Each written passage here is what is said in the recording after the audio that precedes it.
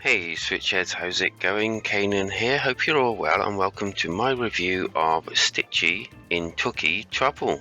But can this fun little action adventure platformer get onto the Wall of Fame? Or maybe on the Wall of Shame? Or maybe somewhere in the middle. But before we get started, feel free to hit that link down below that will take you to our community Discord. Come for the chat, stay for the streaming. And as always, if you like any of my content, well, you know what to do. Gameplay. And in Stitchy, the controls couldn't be easier, as like a lot of platformers, you have a jump, a double jump, and the ability to move obviously left and right. You also have like this smash attack thing that you can jump up and then press, and then it will smash you down onto the ground, which will either result in killing or destroying an enemy, or smashing some sort of thing underneath you, enabling you to get to a different place, or to a secret hideout type thing. I didn't have any issues with the controls, they work quite well and they're pretty standard for this sort of game as well. Elsewhere in the game you have 3 stages, each with a set number of levels within it, and when you start a level you get 3 lives and like a corn counter. These are kind of like your coins from other games, if you know what I mean. And should you lose all your lives in an actual run, you get these like replay things, and if you collect 100 corns, yep, so you get an extra replay, and you kind of like seem to get quite a few of these as you actually progress.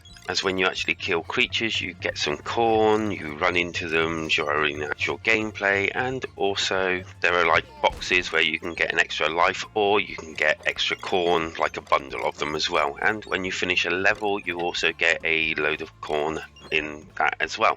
It's also worth mentioning that at the end of each stage you will be put against a ender level baddie, and each of these are kind of like small, short, but different and enjoyable in a way, but nothing too taxing. As well as that, you got your like discovery things where are like these totems, and there's 3 pieces of them, and you have to hunt them down during your gameplay. And you also get timed so that you can go back and try and beat your time, or try to get a better score time so that you can like beat the actual time that they actually say that you should be doing it within. Each level will probably take you a good few minutes to complete. There is a checkpoint normally about halfway through each of them. If anything, I kind of felt the levels were a little bit too short. So within that, the game won't take you hours upon hours to complete. Probably a good couple to a few hours depending on how many times you have to replay the actual levels. Within this, it's not a massive game, but for the price, it's actually okay.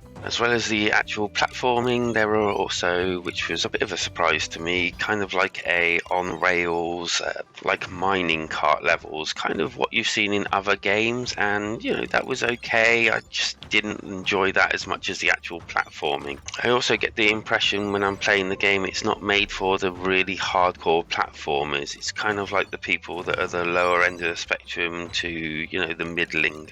I did have times where I struggled to get past a level, but it wasn't a big struggle, and you know, you repeat it a couple of times and then you move on, and I just felt it wasn't as difficult as some of the other ones I've ever played. Although I did find the levels and the actual creatures that are in the actual levels actually quite varied, and I felt there were some really neat touches here.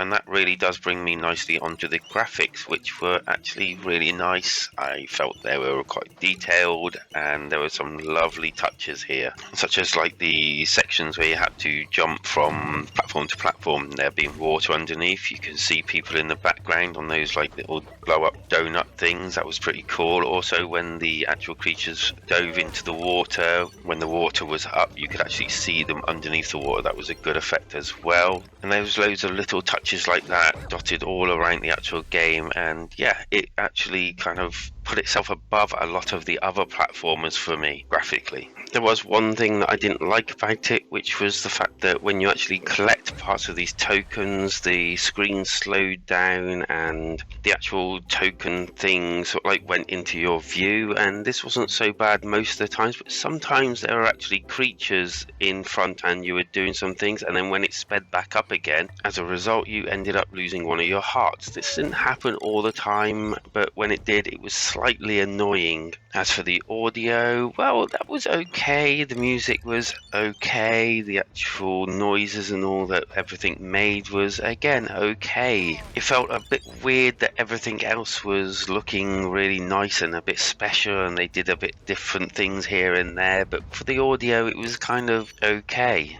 The good. Well, there was a good variety of actual creatures, and the level designs were quite nice and varied. I like the fact there were like hidden like areas as well. That really helped. And graphically, the like effects, like certain things, were really nice and surprising. The bad.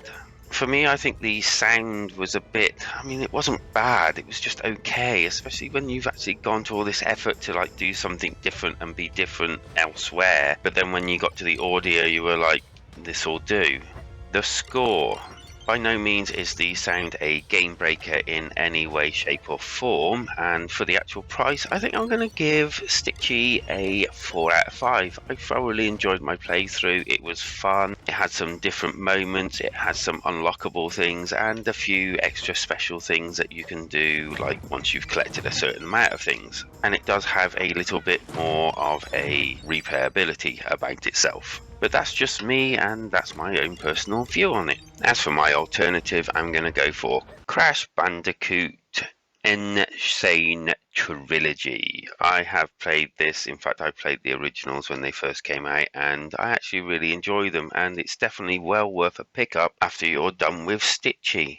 And so what are your thoughts? Leave them down in the comments. Are you picking up Stitchy and helping him collect his corn or not? Let us know down in the comments. That's what they're there for. Feel free also to join us in Discord, where we can continue the actual chatteroony, or you can just come and stream with us as well. That's good also. And as usual, if you've enjoyed any of my content, well, you do know what to do, because life is better when we switch together.